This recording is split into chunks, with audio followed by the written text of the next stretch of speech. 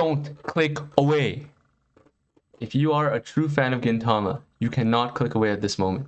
Right now in this video, I will reveal to you truths that you will never have even considered.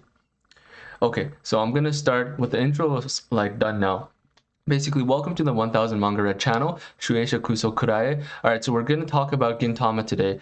I would say one of my favorite manga, but it's just literally my favorite story ever written by a human being that I've read. But I will assume as of, this moment, this period of my life at the very least, it is the best that has just been written.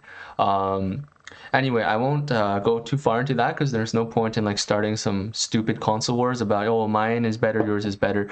I just want to tell you that I love Gintama and I'm gonna talk a lot about it today, about some very important stuff. So first of all, very quickly, I actually did some notes, did some sections for this video, which I never do. This is gonna be my best video ever. I'm making this video with the intention of this being the best ever. Okay, so with that said,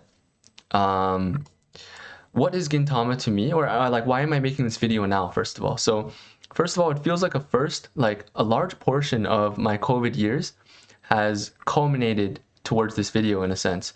And why is that? It's because I've been rereading Gintama in Japanese fully for around the past 1 to 2 years, I would say, and I prohibited myself from watching the movie in those 2 years. So it was kind of a tough thing to accept at first because I couldn't, watch it with everyone, discuss with everyone.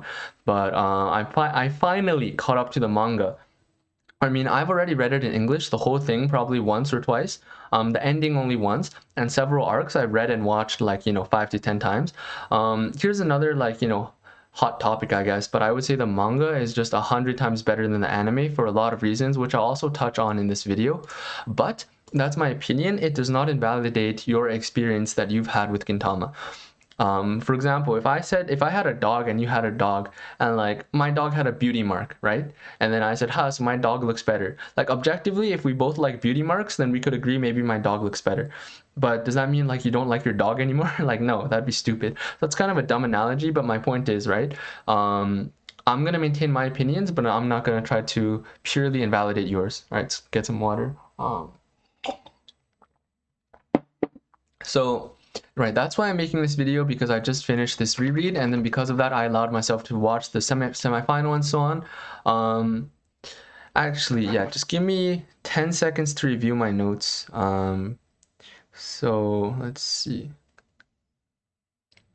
Okay, so let's first start talking about the adaptation. This is a new section, the adaptation. So first of all, they cut a lot of things from the semi-final, and then I really like the Dragon Ball kind of intro. They really made SORACHI'S Dragon Ball intro very, blown up and very big, as opposed to the few pages it had in the manga. But I really liked it. It was fine. The anime was always more about parodying and just references and so on, and sometimes that turns people off of Gintama, but that is what it is. It is what it is. But the anime always kind of I will probably mention this later as well, but it's very hard for for every member on an anime team to coordinate themselves with a creator's original vision. And when Sorachi is actually a genius, and I say that with no double meaning or extra connotations, he's just simply a genius.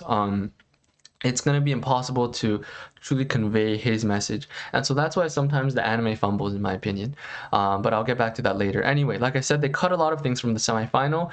There was, for example, the 3 Joishishi, the Joishishi 4, I guess, but the 3 of them meeting on Earth, and the whole Katsura assassination. Anyone who, I usually watch some anime reactions. I probably won't this time, just because I would like these memories to be mine alone. But normally, there's always this thing of the anime reactors, some of them are just dumb, some of them don't pay attention and missing stuff. But this Gintama semi-final and finale is going to be pretty tough for anyone who's an anime only to understand some things properly. Some things will just seem hastily put together, which they really weren't, because Sorachi had a long time to work on this, and he did work on it very well.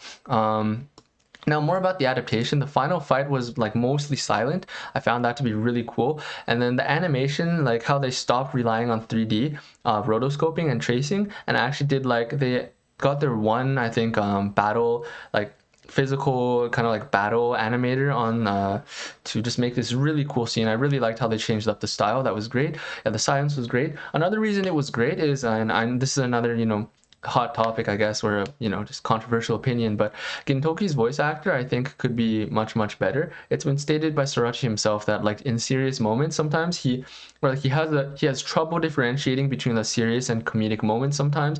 And while I really love the voice actor, and I even follow his channel. I don't know why his name is not coming to mind but right now, but basically like, and he had a lot of great emotional deliveries, but in the end I think making that scene silent was like the best, so that we could kind of, as like a manga reader would, experience that fight as we would, you know, on the pages, right? We could like insert it into our own world, kind of, if that makes sense. So I've been rambling a bit too much. Let's hurry on because this is still just the first topic, the adaptation. The comeback scene, like Gintoki, like come back, right? That was really nice.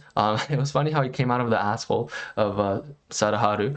When he came out, and the music started playing and then the narration played, that was one of the best scenes of the movie, which is actually not a good thing because that was not one of the best scenes of the manga, but it was an amazing scene in the manga. So what I'm saying is other scenes in the anime should have been much better in my opinion for this final movie.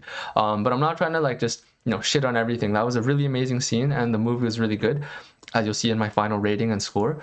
So the facial expressions, which are so key, like they're somewhat subtle, but they all have like soul in them. And so they were done very well in this anime, especially like transitions into and like between expressions.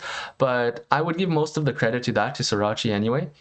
But like I said, they did a good job with it. Now, one of my biggest complaints with the adaptation, besides some of the fight things, which I'll get into in the next section on fights, is that the music overall did not help with. It never helps in the Gintama anime, let's be real. Sometimes the music is amazing and a lot of the tracks I just love, like I'm in love with. But and the problem is the music transitions, for example, do not work well with Sorachi's great tonal changes in the manga. Because in the manga, he's already used all the manga techniques at his disposal to correctly transition between scenes and different tones. But in the anime, not only do they not give you a bit of like extra space, at least in time, I mean, what they do is like they just instantly change the track. And a lot of people, even me, that has like already experienced this, you know, story like twice, this final story, you know, it threw me off a few times. And so for any like people seeing the movie for the first time, I imagine it could throw them off a lot more. So yeah, it just felt like they just put in, you know, the best tracks in there. So that was great, but it feels like they only put them in. And what they really should have done is kind of reorchestrate them, if that's the right term. And for example, if this like part of this scene is 3 minutes and then the next part is like 30 seconds, they should have recomposed it. They could have even like combined a lot of different old tracks, but like reorchestrate them, reconduct them in a way specifically to fit the movie. And they did that once or twice maybe, or like with some new tracks, but when they used the old tracks, they really didn't you know, live up to the animation's potential. Like the animation was amazing at sometimes, but the music dragged it down a bit. And if you weren't really paying attention to the music, I understand why you would have no complaints there. So that's everything I had to say about the adaptation. As I'll say later, I would give the adaptation itself overall an 8 out of 10. Okay, so moving on to the fight. This is like a section of its own. So the fight scenes, a lot of them didn't have a lot of weight. Another thing that happens is like, in the manga, there's things that you see and you can know that they couldn't happen in real life. And you know, the main characters have some special powers and like technically like, you know, physical feats, I guess. And then when they're like falling from like, you know, the roof down and like the tower or whatever, like, you know, they're not going to die. But in the manga, it's conveyed in a way, like using the tools of the manga medium, that you don't, it's not thrown in your face how absurd some things are. And you can be like, oh, Gintama is absurd. Yeah, that's fine. But some scenes require their own kind of portrayals. And so now let me see, basically, for example, when Katsuro was falling, like it felt kind of weird how in the anime they didn't do anything to fix the fact how like that like he was just falling and then like Gintoki and Takasugi just like you know, basically ignored him. That's how it felt to me. Stuff like that was kind of a problem for me. Also, like, so yeah, there wasn't a lot of weight in the fight scenes, and the reason for that is because of 3D rotoscoping. I think this is one of the first times that you've had just 3D rotoscoped everything from the from like Katsura's like really beautiful and long thighs, which she finally has like on par with her mom's now, so I hope she's happy. From her jumping around to all the hundreds of like mob character like soldiers and whatever like parading, to like even just people standing together, they were all traced.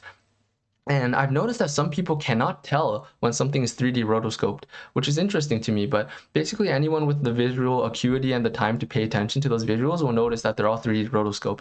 And you can be like, oh, but if it looks good, then it's fine, right? Like, no, really no, because when you do that, first of all, there's a lot of unnatural poses that you'll notice, even in like scenes with no action, like in the flashback, one of the flashbacks with Shoyo Sensei, when he was like bending over to like calm a crying baby on this girl's shoulder, like his body was just oddly tilted. That's because the 3D model was kind of like tilted in a weird way. Because in the end, 3D models are nothing but a crutch to save time. And while they probably allowed for a lot of the great scenes that otherwise populated this movie, whenever they showed up, I couldn't help but feel just just a little bit disappointed. Even in the kind of big fights, like Katsura's fight, these are like semi-big fights, I guess. Katsura's fight, even like Takasugi versus and like Gin versus those two Tendoshu. Yeah, basically, if you could notice like their limbs, and I saw some people talking online too as well, how like the fights weren't even as good as the peak of Gintama's fights, and I have to agree, they were much better than obviously the final seasons and so on. But yeah, I'm not gonna go too much more into detail on this, but I hope you get the idea.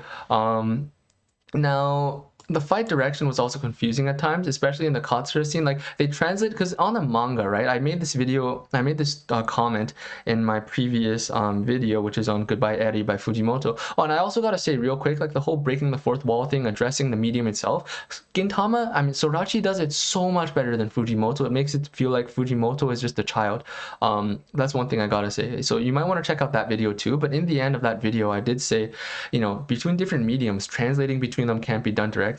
My hunch is that what happened is, in the manga of Gintama, you can look at a whole page at once and you can see a bunch of panels together at once, so it's far easier to understand what is happening, where people are, and so on. But in an anime, you can't do that, and yet it feels like they copied a lot of Sorachi's panels without really helping them flow together. There should have been more keyframes in between them. So it felt like people were jumping all over the place. The camera was kind of like changing scenes too quickly. Like Katsura's up there, now he's down here. And then in the times when they did add like transition keyframes, it just felt like they were flying through the air. It was really weird. But it was really great overall. I was hyped for like a lot of it, 90% of it. And the other 10%, I was like moderately hyped instead of insanely hyped, that's all. Right now, all I'm saying is essentially like, if someone gives me a gold brick, it's like me saying, oh, this gold brick is like, like it's kind of chipped. Like you gave me like $20,000, so thanks. But it has like a tiny, like, 1 gram that's like chipped over here. That's the extent of what I'm saying, okay? I'm pretty sure I'm like in the world's top 10 Gintama fans at this point, and I say that with full consideration that there's like billions of people on this planet, and probably tens of millions of people who are fans of Gintama. So that's all I have to say about fights for now. The last fight is very hard to describe because there's so many different tonal things to it. There's a lot of flashbacks. There's just different aspects to it. There's different twists. Even the presentation itself gives us like a twist, which is better again than the whole Goodbye Eddie thing. You can treat this whole like Gintama movie as like a large one-shot that Sorachi did, and basically Fujimoto took a long time to like do his large one-shot as well. So that's why there's some comparisons you can draw, at least within the creation process, I believe. Anyway, but yeah, that final fight was also a little confusing. It confused me a little in the manga as well, just a little bit. But right now I'm still like talking about just the review of the movie. I'm gonna like reveal some secrets later on too, so don't click away. Now about the translation, this is kind of highlighted in the blah, I cannot talk, in the thumbnail. Let me get some water. Yeah, so this is a new section on the translation. So the anime occasionally brought up some like layered meanings. For example, void and utsuro. Well, void isn't the only possible like double meaning for utsuro, but anyway, so they brought that up in like a translation note. They also brought up like what was it called? Nani Nandemoya, I think, which is like Yorozuya, but a different it's basically like the same kind of meaning, but it ties into like how Gin was saying, like we're gonna, if I don't have anything to do, then I'm gonna do anything, stuff like that. So they gave those two translation notes, but otherwise they made a lot of basic mistakes, and no, they made a couple of utter mistakes, and then a lot of the time they cut away the meaning of something just so that the anime watchers could like read the text and like not be overwhelmed by how much text there was. Like this happened a lot, to the point where around 10 minutes in, I just gave up on reading the subs and I just watched the anime like, you know, like a normal Japanese person would. And it's not that I have the Japanese ability to do that, but now that I've already read the manga in Japanese, and pretty recently, like there were basically no terms that I got stuck on, and the grammar was mostly straightforward. So yeah, I decided to just enjoy the movie without looking at the subs most of the time. But the times I did, which wasn't too often, I often noticed these kinds of little things that bugged me. And also a lot of the double meanings, like I said, and layered meanings just were not conveyed whatsoever, as it it would be somewhat conveyed to Japanese fans, but still not completely. Japanese anime viewers, I mean. So yeah, that's one thing. I'll touch on this at the end, but you know, that raises a question to like fans watching this, and like maybe the two people watching this. Basically, like in that case, what should I do? Should I spend 5 years like learning Japan, go to Japan, open like a ramen shop, practice talking with my customers for 2 decades, and then like come back and reread Gintama? Like, what should I do after having watched your video? So that's one thing I will address. So let me see. So that's about the anime's translation. And yeah, so I gotta say the movie subs were worse than the translation of even the like original Gintama, worse than the Gintama anime overall, and worse than Gintama's manga translation. Now, I've harped on this a bit in my previous channel that got deleted, again, Shueisha Kuso Kurae, but it's basically the translation that of Gintama was like, it kind of was like mediocre, and then it went to terrible for a couple hundred chapters, and then it went back to mediocre. Hiwa Mata Noboru, like sometimes like they have a mediocre translation. They're largely correct, but they're very insufficient, if that makes sense. Very insufficient. And their translation kills a lot. And one more annoying thing is like their editor's notes. Like in the bottom, they're always like, "Oh, here's Sorachi's again," with this little like, you know, repeated dialogue. "Here's Sorachi's again. You, I thought you were gonna end it, Sorachi. Man, can we just end this manga?" Like, shut the fuck up, dumbass. All right. Anyway, so that's one thing I wanted to mention. Hiwa Mata Noboru.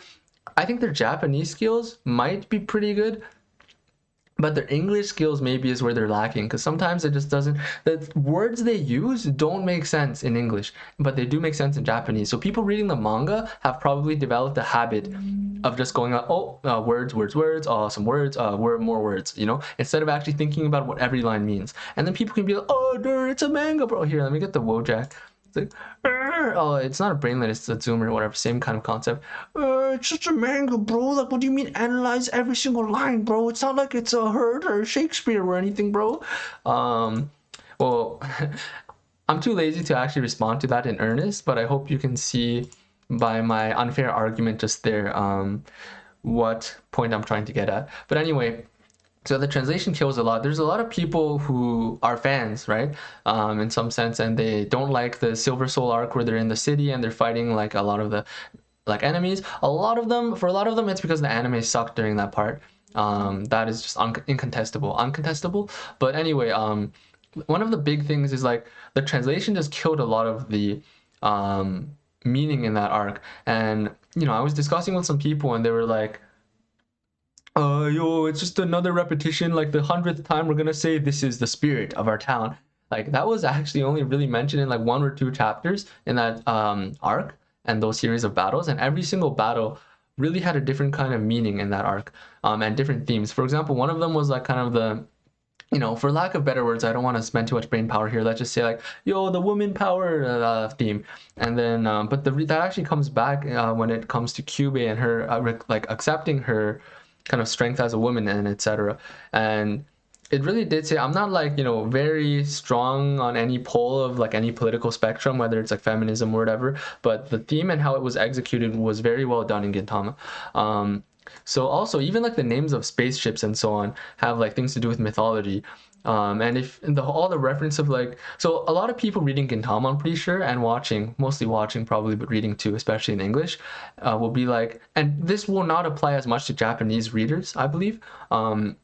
But to be like, oh yeah, when Utsuro is like, the dragon has reawakened, they're like, oh, that's just a typical anime line, you know. But they don't really think about like what these things mean. What does it mean that there's like a dragon that awakens from the kind of like in like the innate energy of the earth? What does it mean that, you know, the man who's leading the army in the Silver Soul arc, you know, the red-haired guy, where he was basically, and his fighters, his warriors were kind of fighting to extinguish their own kind of rage, and how basically when as like the battle progresses, their spaceship is actually falling apart, but like it's still being, I'm not going to be able to describe this properly because I do not have the mental fortitude to properly explain it, but also it ties to the name of that spaceship itself.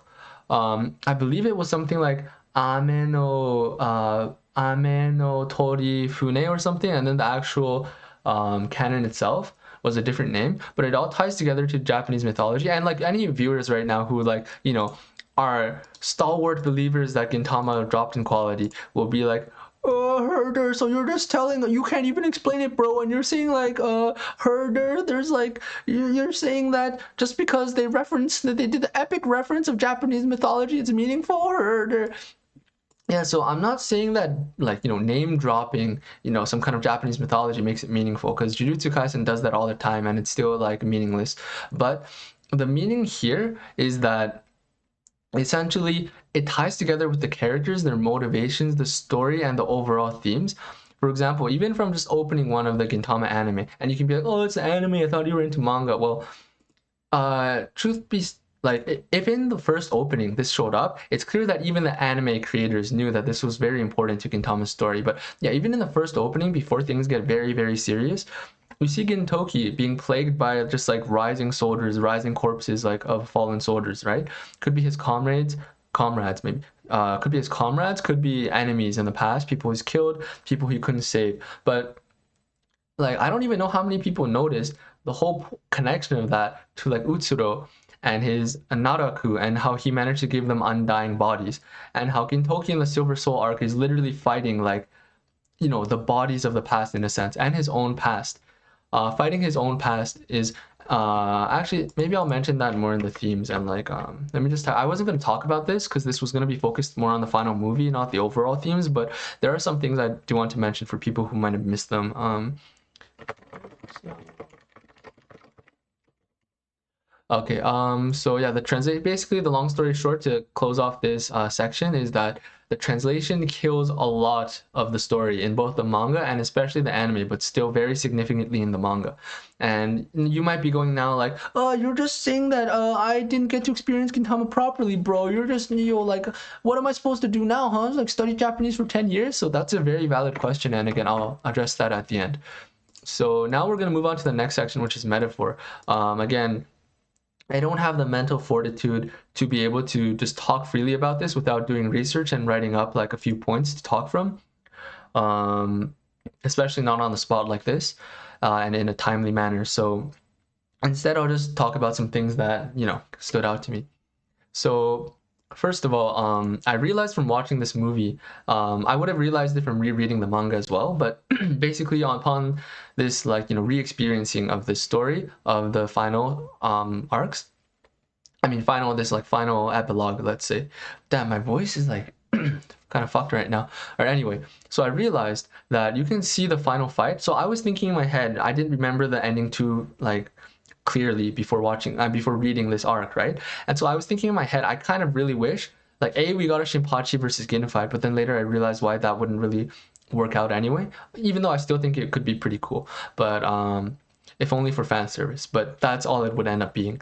But I also wanted a Gin versus Takasugi. Like, I imagined a world where there wasn't a Utsuro final boss, but a Takasugi final boss in the end. But after reading this, like, you know, manga to the end, I realized technically it was a Gin versus Takasugi fight. And now, what did I realize from watching the movie that I mentioned? It was that if you look even at this background here, you see over there, Utsuro is wearing Takasugi's clothes, he's in Takasugi's body.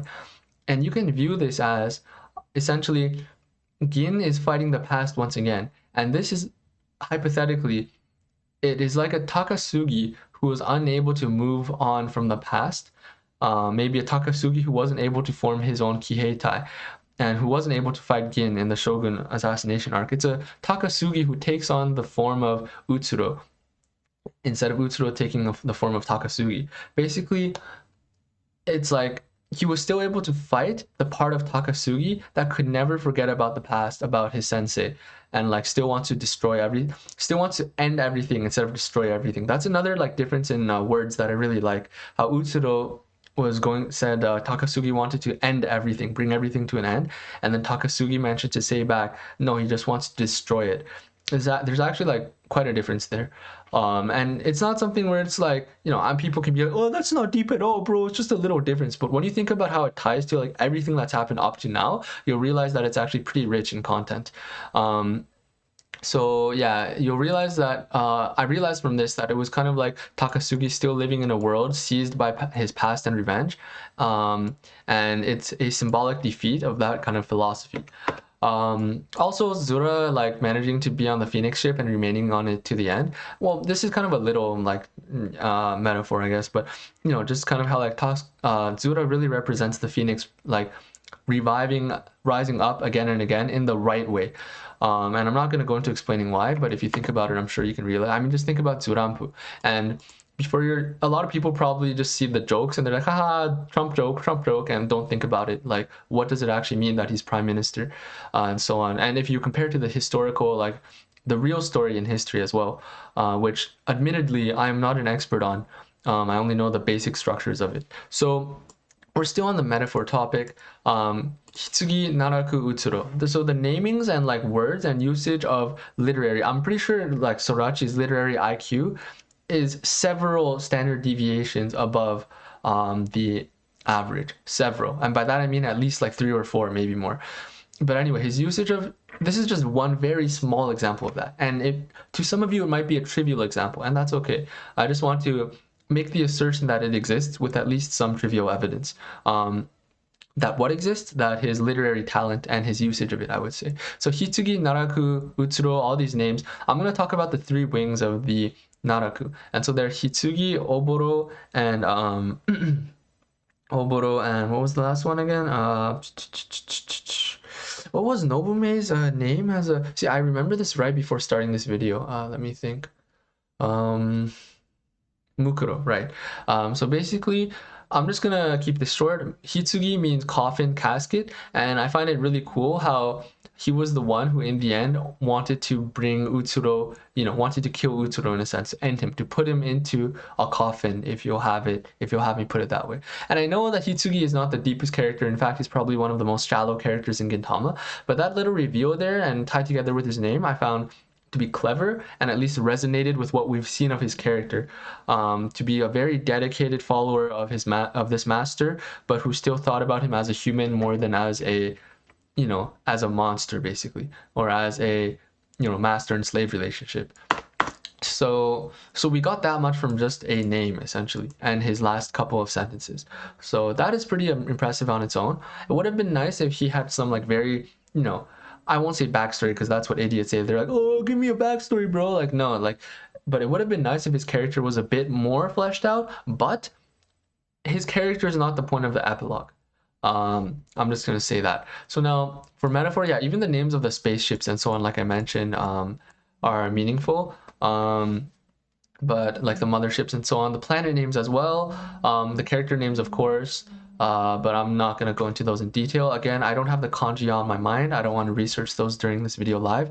Last thing for metaphor is the TAMA ending. So I'm also not going to talk about this in too much detail, but like I will in some detail. So essentially, through the jokes, which people can immediately dismiss because they're jokes, but that's not the point of why Sorachi put them in there.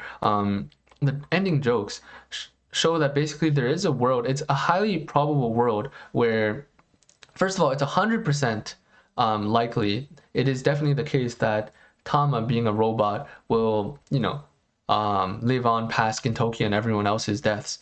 And we usually don't consider that in fiction. And look, this is kind of a downer of a topic, right? So feel free to skip a little bit in this video. But fiction always ends, even tragedies always end at a proper resonating place. They never end with like, except in very few cases and like rarely with any actual meaning besides shock value. They rarely end, especially non-tragedies, okay? They never end with just everyone getting old and dying off one by one. And the reason for that, there's a couple ones. Well, first of all, those wouldn't sell as well. They leave a bad taste in your mouth, sure. But there's a lot of reasons for that, and I won't get into that at all because it becomes speculation, and I have not thought too much about how to formulate that in a video. That would become my own kind of personal philosophy there. But in any case, with the whole like, oh, and then everyone died, like joke, that's there to actually present it to us. And the whole like Tama, you know, like mother and daughter kind of feeling of those two, well, they didn't really feel like that, but you know, like visually, that's what it's meant to represent, those two. And that's kind of like, you know, passing on a story via oral tradition in a sense. And in the end, even though, you know, it was Madao's like, you know, fake world, when you see the, you know, Madao's fake world and then it crumbles and then the original, you know, Gintama world is reconstructed in front of Tama, that hints to a happy ending. But it also shows, it speaks to the nature of fiction. It speaks to the nature of reality and human perception. It also says, and I'm not just spitting those words out there, like there's more to those words, but I'm not going to explain them fully. And you can be like, oh, you're just saying words and you think you're smart, like whatever. I don't really care if you think that, but it is true that even just with this one like character's introduction, like Tamako, and then how she interacts with Tama and the world, like it's amazing how many like aspects of human philosophy that Sorachi, probably having had read them, because he has mentioned he did a lot of studying even throughout these 14-15 years of Gintama writing, but yeah, he touched a lot of topics, and in a meaningful way, I would say that shows his personal philosophies as well. And so even though Tama is kind of, you see this world, it's reconstructed, but what does it mean if the world can simply be constructed, right? For all we know, and I'm not saying, oh, but that's just a game theory kind of thing and like blowing your minds kind of thing. It's not that, but I'm highlighting the possibility that this world, like in the end, is still just from Tama's memory. You know, the whole story of the epilogue, as soon as it gets into the monologuing of the ending of the story, is to show the reader and Sorachi himself, and to show Tama, who is the viewpoint character. And from her name actually represents something like Fuyo. It represents something pretty important, but I don't remember it enough to say in this video. You can search it if you want, the kanji for her name, but I think it had to do with Buddhism, something like rebirth or something. But anyway, the point is, like, it's kind of like an Umineko message, and I am not intelligent enough to be able to concisely explain it all right now, but vaguely put, it's like the world is what you make of it. What you perceive is really what you make, like what you make of it. You have a choice in what you see. You have a choice in believing, you know, that the moments that were there will always be there. And in Gintama, like even if hypothetically, and this is kind of like at this point just drawn out of me, but if Tama were to live in a world without any of the Gintama characters, she could probably live on and revisit her memory storage anytime she wanted. And that's a message to us at the same time, the reader. And this is very clear. I'm not just making this up. Sorachi addressed this, like you could have seen this in Sorachi's previous volume comments, and he even mentioned it slightly in the newest volume as well, where like when Laputa ended, right? He was just very sad that all the characters just went away. That's why he just made this epilogue as well, this extra arc at the end. But it also tells you that it's sharing his perspective on the nature of stories. And so, again, this video goes, I wouldn't say it's shallow. It goes in somewhat deep in some areas, but it's kind of selective on where I decide to focus on. So I would really recommend you like think about these things on your own. If you gain the will to, you know, just think about Gintama again in the near future. Because if you've just finished it like me, there's no reason to force yourself to like, you know, understand everything. That's not the point of a book or any kind of communicative medium. So one parallel I wanted to mention is that, so first of all, there's like hundreds of parallels in Gintama. Sorachi is actually a genius and a hard worker, and he loves manga creation. Well, during the weekly, you know, serialization, he said there were times when he hated it, but you know, he was able to return to loving it, and that's what he said himself. I'm not just making this up.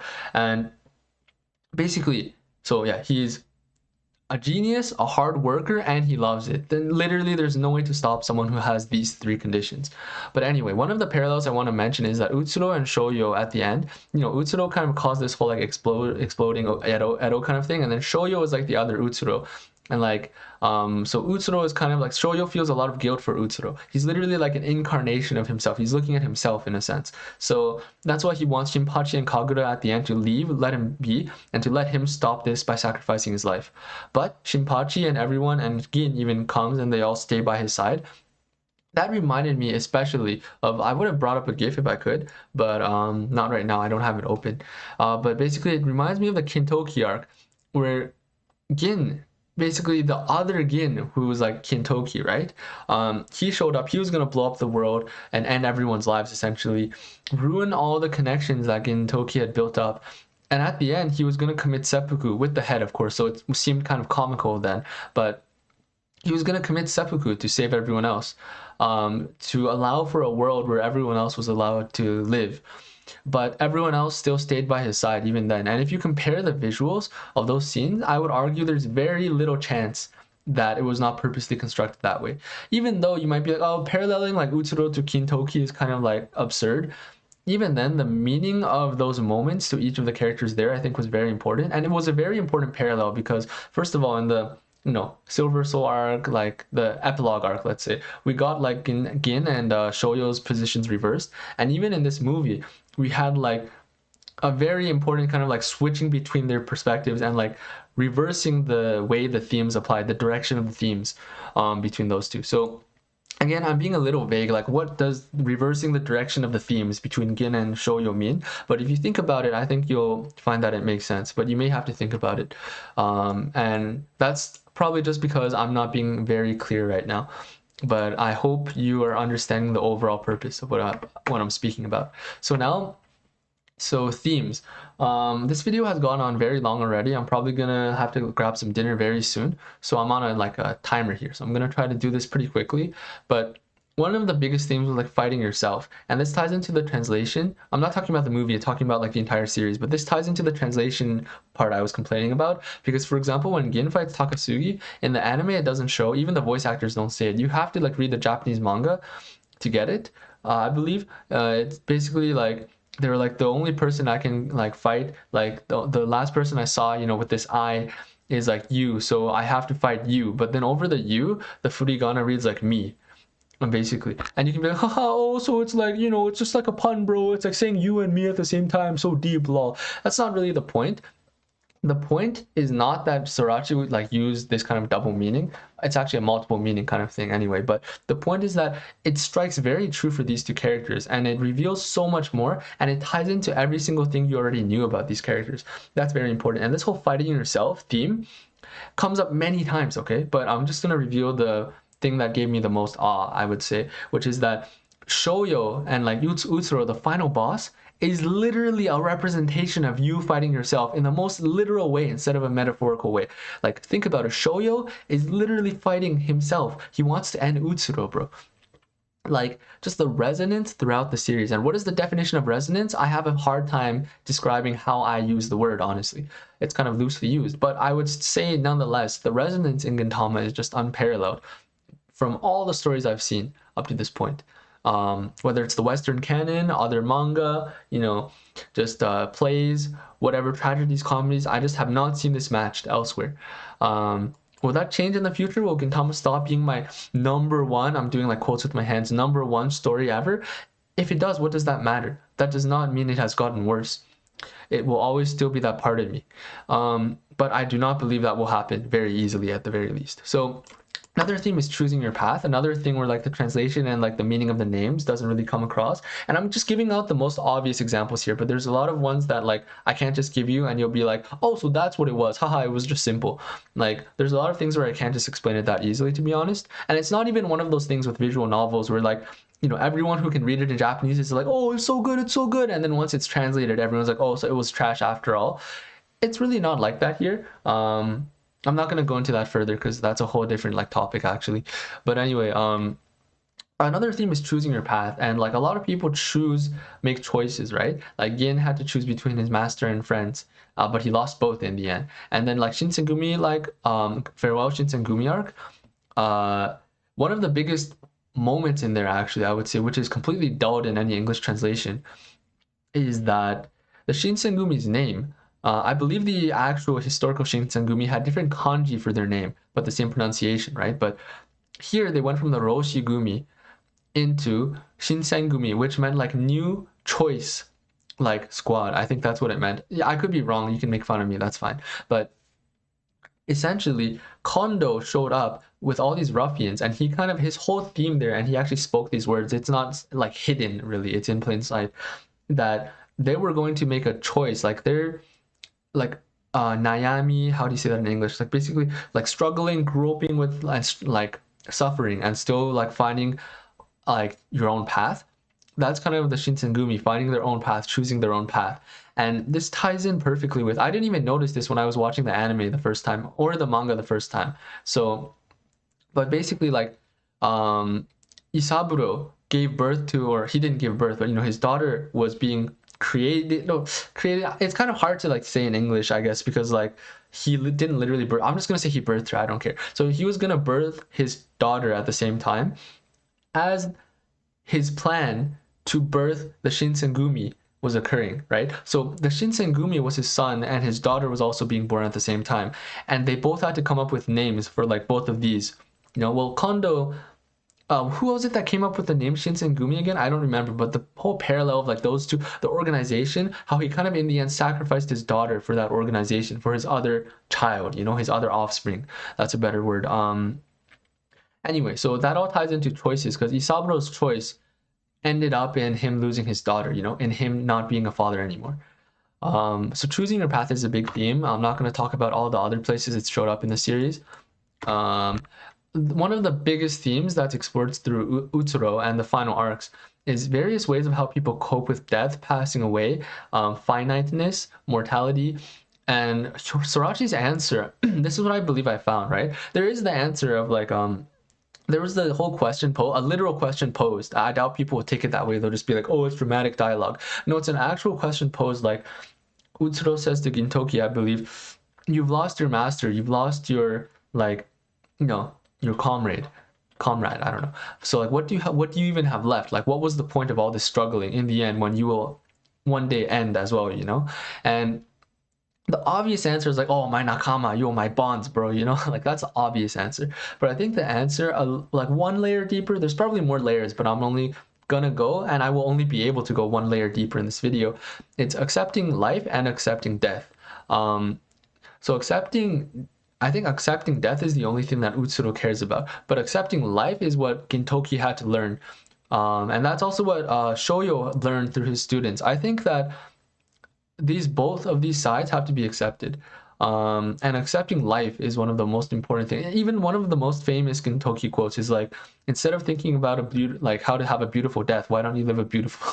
Dude, I started tearing up saying that. Fuck. All right, yeah. Instead of that, why don't you think about how to live a beautiful life? You know, and then. Oh, and by the way, how like Utsuro fades back into the earth after the like Silver Soul arc.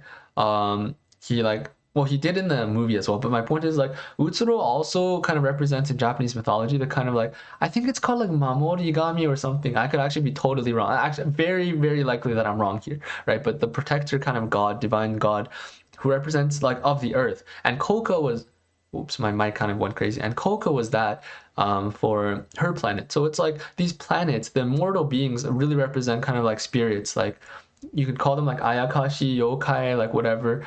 But yeah, anyway, that's a whole other topic too. I'm pretty sure if I reread Gintama, which I probably will, and then within a decade or so at least, or at most, I'll probably start realizing that there's a lot more Japanese mythology in here. But the whole dragon thing, the names of the planets, names of the spaceships, and how they tie into a lot of the themes really do make sense, and how people are like, oh, Utsuro keeps coming back, bro, yo, that's lame. Like, oh, there's just this whole like, oh, he came back to life, yo, he can bring people back to life. Well, it's just zombie movies, bro. Nah, it really does tie into Japanese mythology. And then you can be like, oh yeah, well, you can be like, here, let me bring the Wojak. You can be like,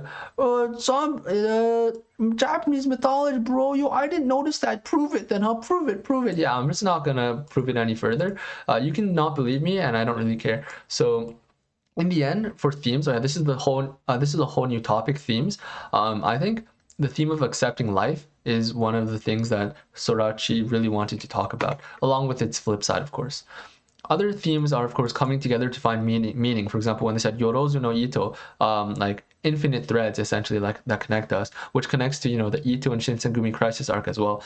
Even if it wasn't done like, so some people might be like, oh, it's just repetitive, bro. We already did that in Shinsengumi arc, like everyone connected with threads. Even if Sorachi did not do it on purpose and he just repeated that theme, to me, a theme is a cry of the author's soul.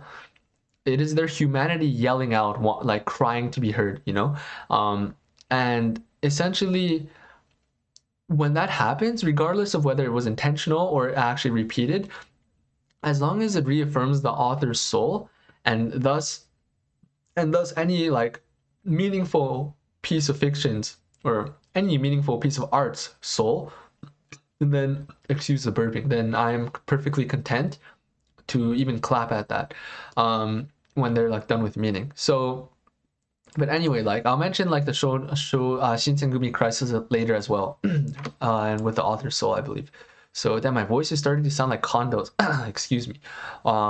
So yeah, coming together to find meaning with like Yorozu no Ito, how that ties together to the name Yorozu. A lot of the times in the series, by the way, like I felt kind of like just the tiniest bit of cringe when I was reading it in English before and watching the anime, when they're like, they're like literally fighting a world-ending like demon, and then they're like, because we are the Yorozuya, and then people watching would immediately turn their brains off without thinking that Yorozuya, like if I were to translate it properly, I would start from the very beginning, calling Yorozuya something like, and I know you'd be like, oh, localization sucks. I agree with you for the most part. But if I wanted to get the meaning across, I mean, I call it something like the everything doers or something, or like something that's like that, but that can be taken a little bit more seriously as well. I maybe something like the anything and everything doers or something like that mentions that, because the whole point of mentioning like we're the Yorozuya is that every time it's said, it's layered and the meaning changes.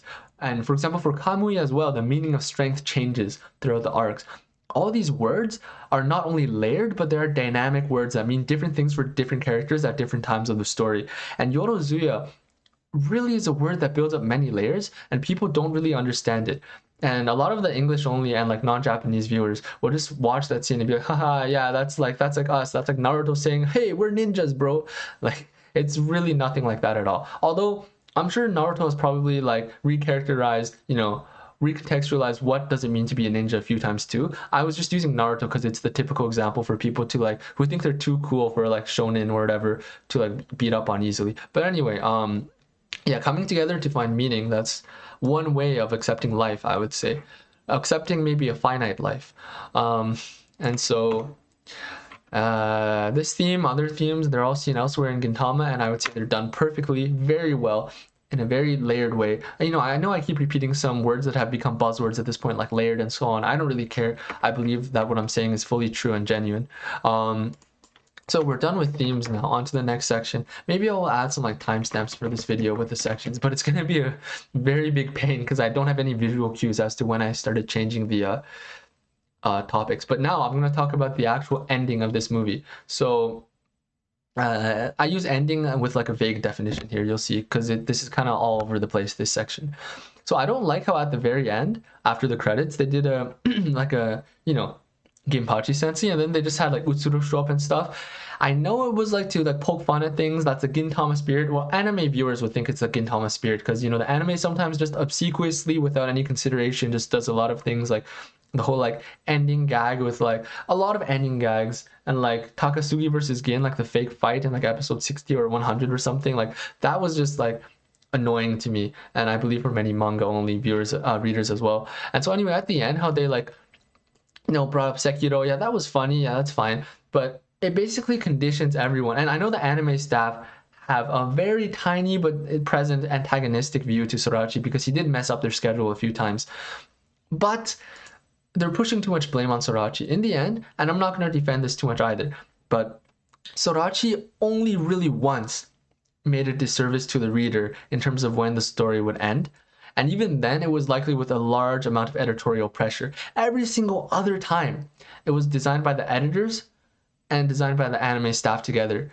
And even if he decided he needed to like have more chapters to like tell more stories, and he wasn't able to wrap it up properly at a certain date because of that, he never went to everyone and said, "Hey, I'm gonna end this."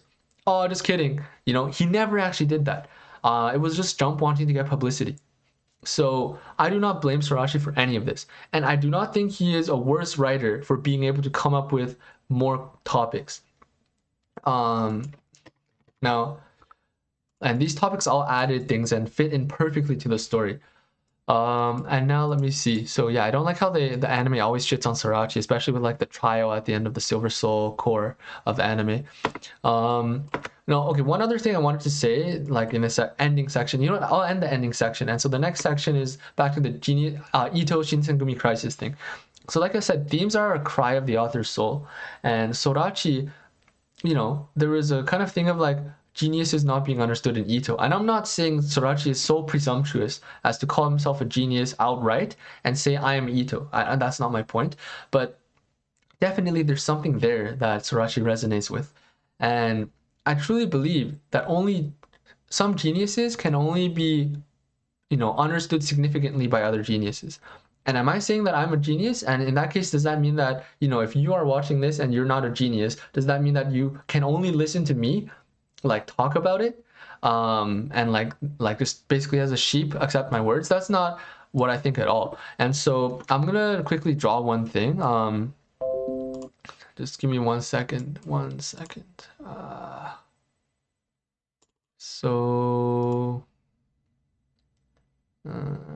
Okay, so here's just one thing of what I was going to make this a separate video, but here's what I think of intelligence. Okay, well, there's a lot of definitions of it, so it's kind of hard to like quantify perfectly, but let's say there's like a lot of these like dots, right? So for a genius or someone who's smarter than another person, okay, so let's say A is smarter than B, right? So A could see a lot of these paths. They see a lot of these paths, and maybe this is like layer 1, right? And then a lot of paths to layer 2. So going through all these paths, and let's say like each path takes like a certain amount of time, X, Y, Z. So like a very smart person or genius A can cross from here to here very easily. Whereas for like, let's say someone who's less intelligent, and I'm much less intelligent than many other people in this world, I'm certain of that. I wish I could be the smartest person, but that's just not the case. So another person B, before even getting to here, which is right next door, they might like try here, find like a little point here, maybe go here. Do I turn left now, right now? Like, and then maybe finally get here. But that does not mean you cannot reach it to the same parts that A made it to. It just means that your journey will necessarily be a little bit more, on average at least, a little bit more waylaid. So I'm not saying that Sorachi is someone that no one can understand and no one can understand Gintama. I'm just saying most people, probably including you and including me on many, many occasions, did not put in the proper effort to reach at least not even the base conclusion, not even the second layer of depth of Gintama. So yeah, that ties into what should you do now that you've watched this video, which I'll get to at the very end. But let me see. So yeah, so that ties into like Ito arc and like Sorachi, geniuses, and so on. Oh, and I was gonna say, yeah, but this is why I wanted to tie it into the ending of the anime, and I mean this movie. The anime staff are not all geniuses, okay? That's just how it is. That does not mean anything really, except that they do not understand at all times what Sorachi wanted to do with certain scenes. And so sometimes they can only see it with like a layer of irony and sarcasm on top. They see the jokes to mean that Sorachi doesn't really care about something that much sometimes. That's how they see it. And at least to me, it comes off that way in the movie and anime sometimes, where the jokes themselves, like, Sorachi had the respect to not bring back Utsuro as a joke character, at the very least. He never did jokes with Utsuro. He started doing like 1 or 2 with Takasugi to make him more personable, but he did no jokes with Utsuro. And even though the ending of the movie kind of fits, I mean, the after credits kind of fits with the whole thing of like Gintama will be there forever. you know, those idiots will be there forever. It fits, but it's too disrespectful to some of the characters. So I accept it in terms of the fact that it fits the kind of zaniness. But look, even in the zaniness, they were showing Tama in the actual ending of the manga. Utsuro didn't show up and like dance around, you know? There's no... So really, that left me with not even a bad taste in my mouth, just an unfortunate taste in my mouth. So that's what I had to say there. Now, I do have a couple of like last things I wanted to say. So let me try to open up Imgur and see if I can do it without doxing myself.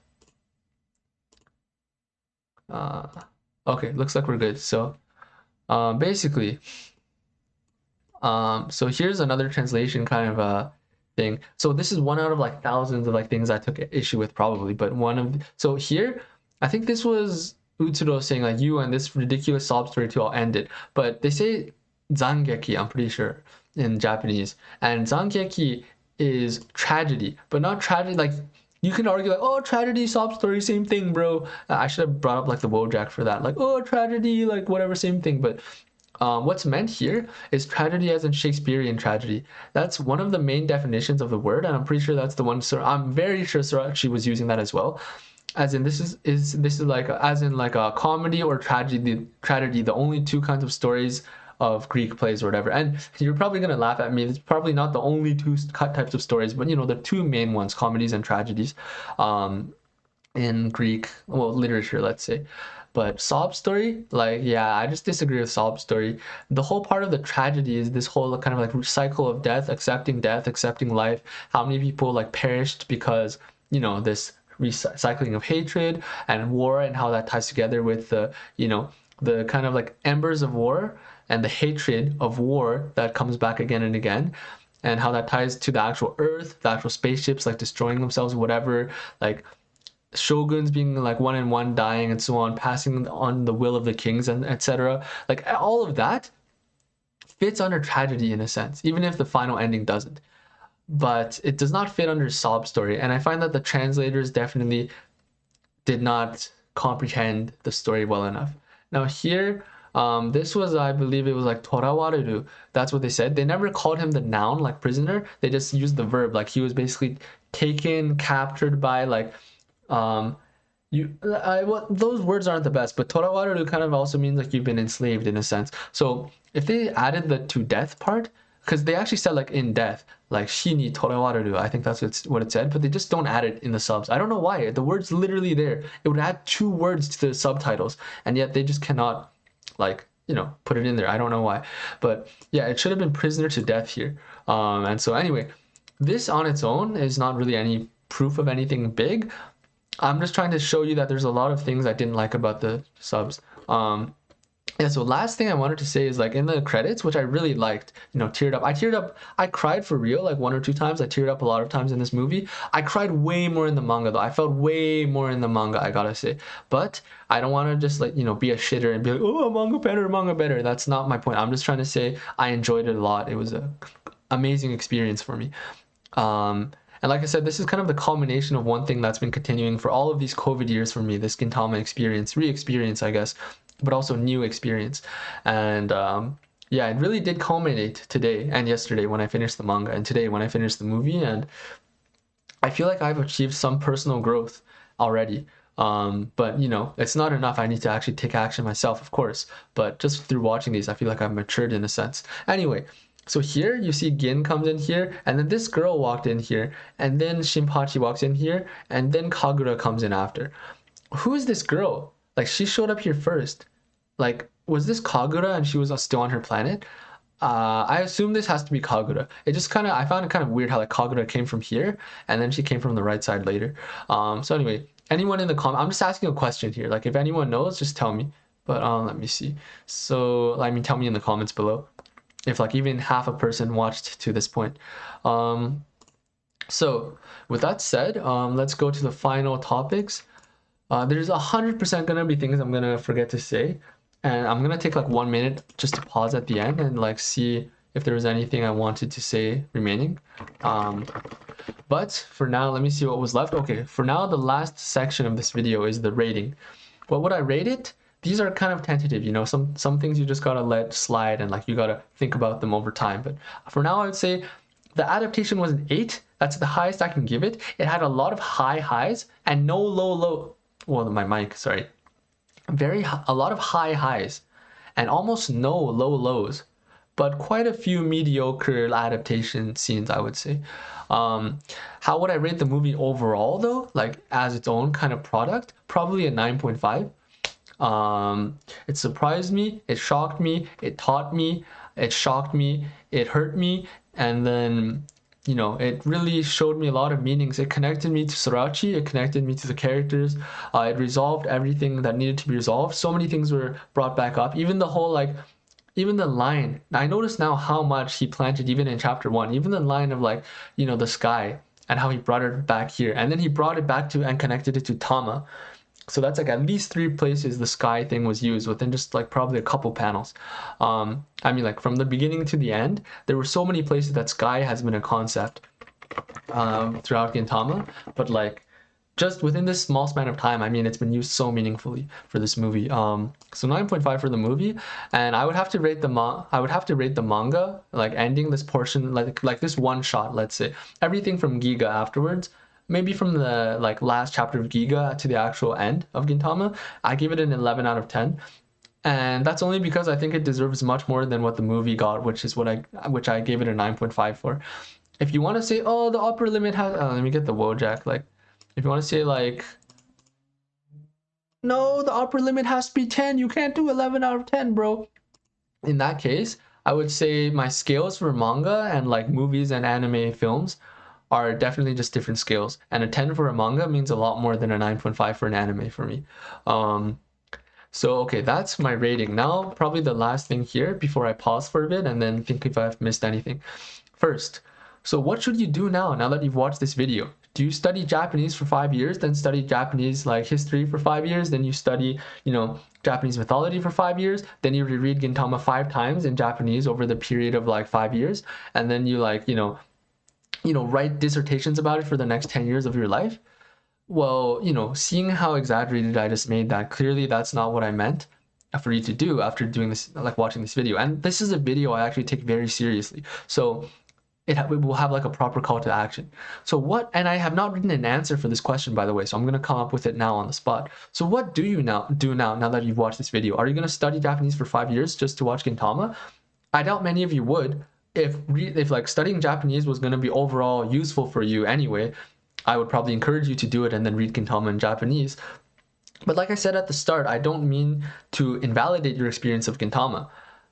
So what is the balance here? What is the compromise? How can there be any right answer, Here I'm like a very minuscule version, but similar to SORACHI'S, searching for an answer to a question that may not have one right answer, And basically, what can I say? Well, essentially, let me think. Well, there's a couple of practical things you can do. You could probably check the wiki entries of some like things you're interested in about like Ame no Torifune, for example, and search the kanji of it. What does that mean? And then, which I believe is like the sky bird's like vessel essentially, or boat, you could say.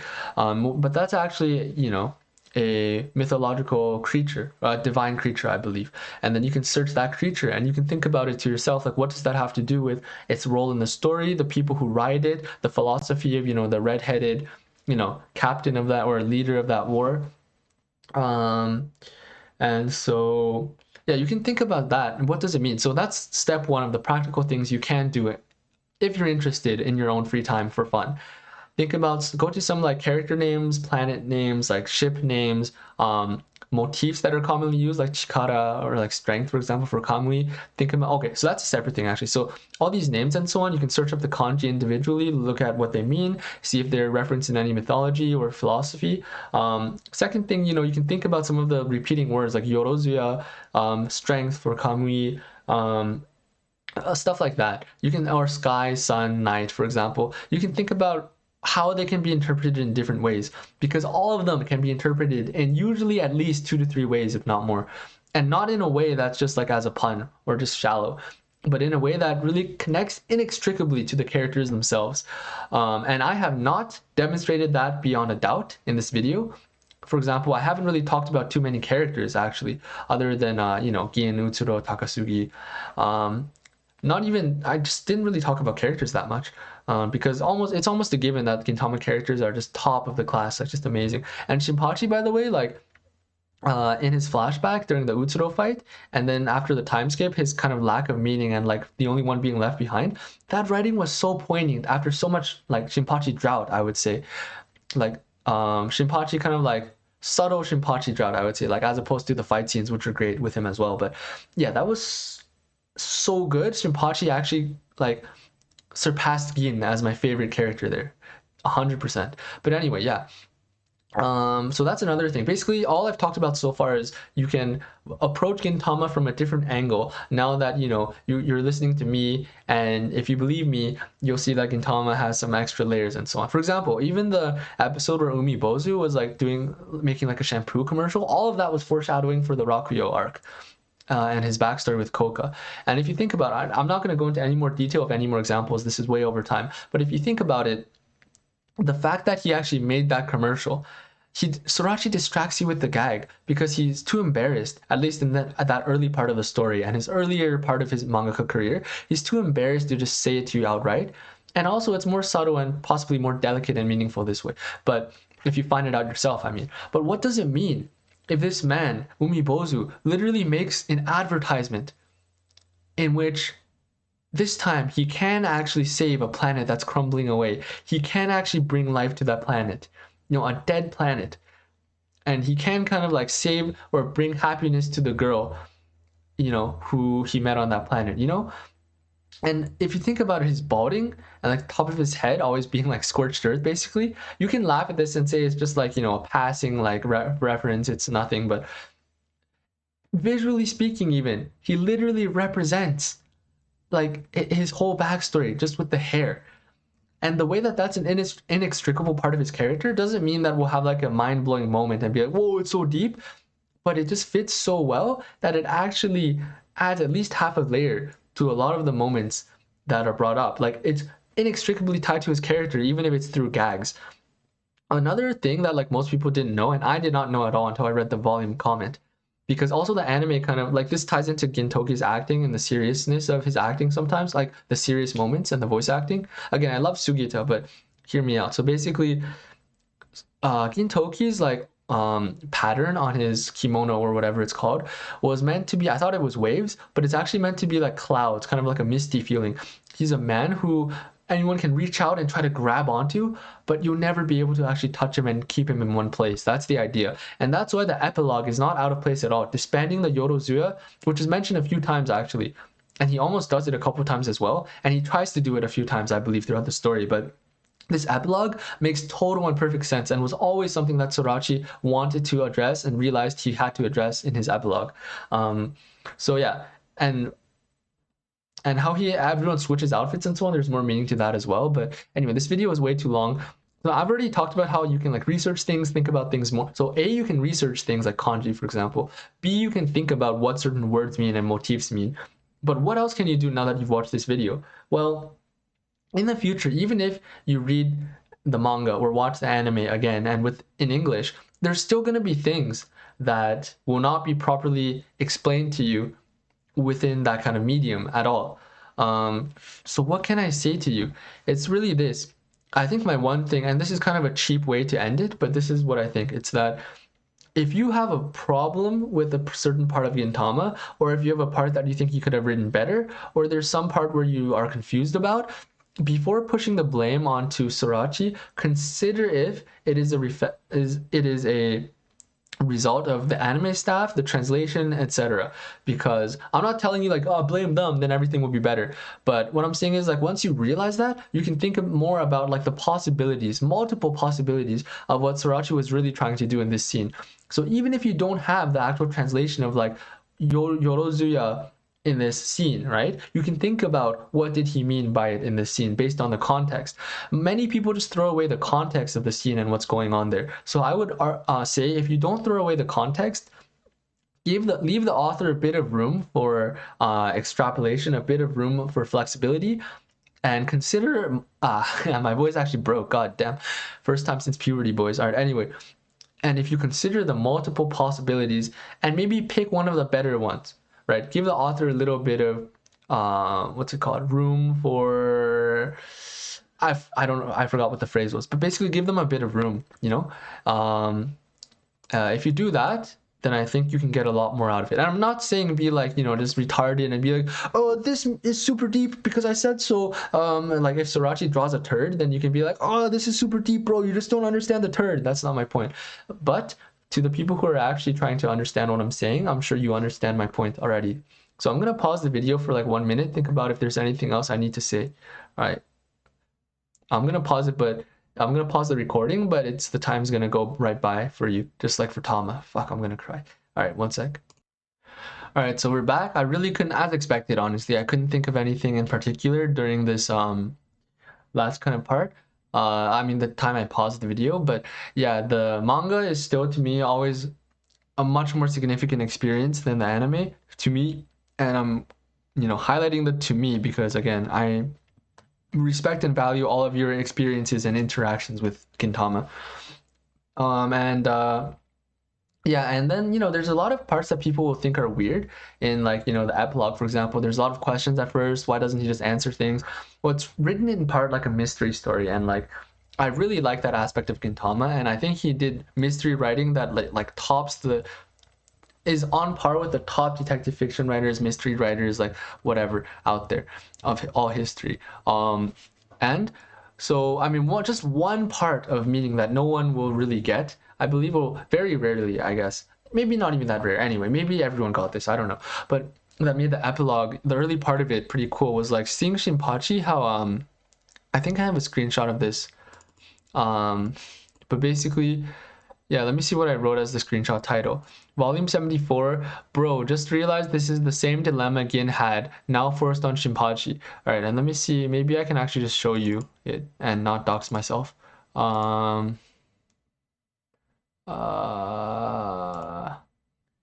okay, I think I can show you.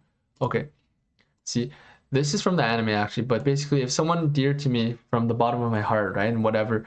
So I think a lot of people will like mostly get this, but not really fully connect this to how it's the exact same dilemma Gin was in, and how, and this is kind of what led me to think like, oh, what a wasted opportunity that like he didn't really fight Gin, but then thinking about why he didn't fight Gin and what actually happened, it wasn't just because it was like a lazy ending or whatever.